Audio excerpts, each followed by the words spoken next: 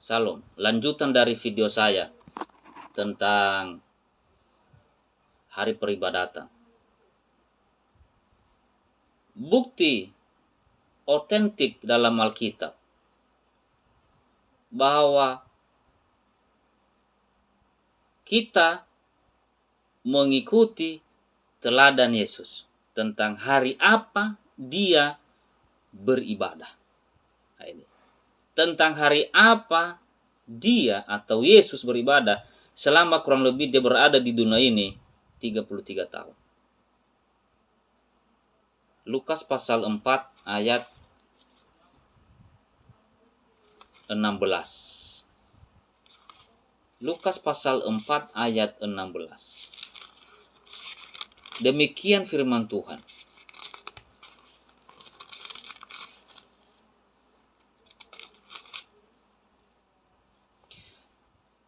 Ia datang ke Nazaret tempat ia dibesarkan, dan menurut kebiasaannya pada hari Sabat, ia masuk ke rumah ibadat lalu berdiri hendak membaca dari Alkitab.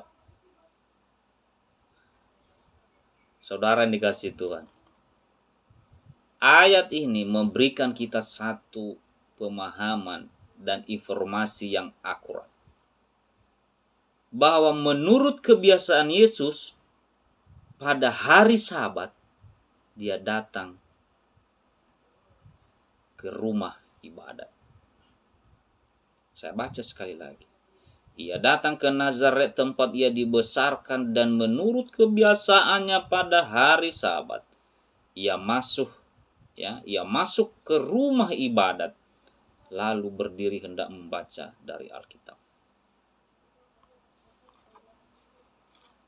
Kalau Yesus datang ke rumah ibadat pada hari Sabat, dia mau ngapain coba? Ayat ini mengatakan dia baca Alkitab. Artinya dia beribadah kepada Tuhan, karena dalam ibadah itu ada baca Alkitab. Ada belajar firman Tuhan. Ada diskusi firman Tuhan.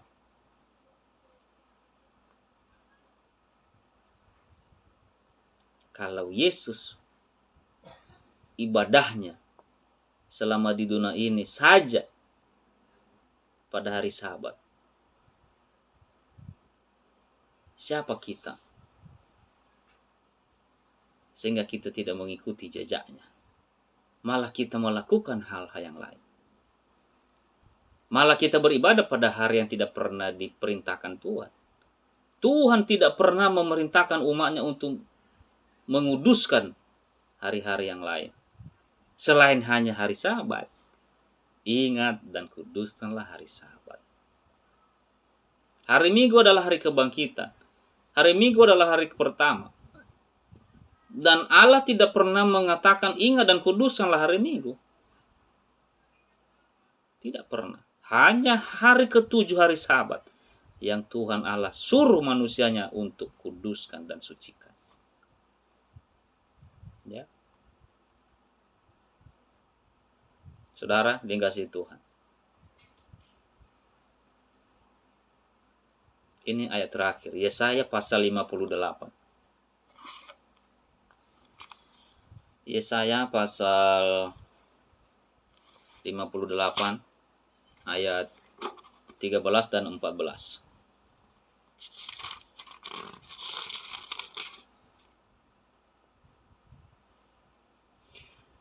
Menghormati hari Sabat.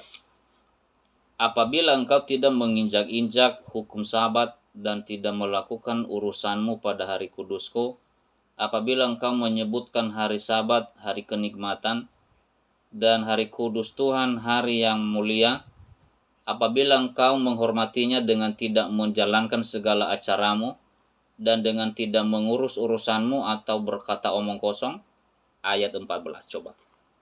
Maka engkau akan bersenang-senang karena Tuhan, dan aku akan membuat engkau memelintasi puncak bukit-bukit di bumi dengan kendaraan kemenangan. Aku akan memberi makan engkau dari milik pusaka Yakub, bapa leluhurmu, sebab mulut Tuhanlah yang mengatakannya. Kita jika menghormati kekudusan hari Sabat, bukan menghormati hari-hari yang lain yang tidak diperintahkan Tuhan. Silakan saudara beribadah pada hari-hari lain. Itu bukan hari yang dikuduskan dalam Alkitab, tetapi hanya sebatas persekutuan kita dengan Tuhan. Tapi hari Sabat ini adalah hari peribadatan khusus untuk Tuhan, karena itu yang diperintahkan. Jika kita menghormati dan tidak menginjak-injak kekudusan hari Sabat ini, bahkan berkata itu omong kosong, apaan itu? Semua hari sama. Pokoknya kita ibadah, saudara. Kalau kita tidak berkata atau mengatakan hari Sabat ini adalah omong kosong dan hanya biasa-biasa saja, tetapi kita menghormati dan betul-betul kita menguduskan hari Sabat ini, Alkitab bilang, maka engkau akan bersenang-senang karena Tuhan. Tuhan membuat hidupmu senang bahagia, baik di dunia ini maupun di surga kelak. Ya. Aku akan membuat engkau melintasi puncak bukit-bukit di bumi dengan kendaraan-kendaraan kemenangan. Aku akan memberi makan engkau. Tuhan cukupkan semua kebutuhan saudara dan saya. Tuhan peliharakan kehidupan saudara dan saya. Asalkan saja kita hidup menuruti akan setiap perintah, khususnya dalam pemeliharaan akan hari Sabat ini. Ya. Kita dapat dunia, dapat surga. Itulah double porsi berkat di dalam Tuhan. Jika saja kita sungguh-sungguh melakukan firman dengan setia.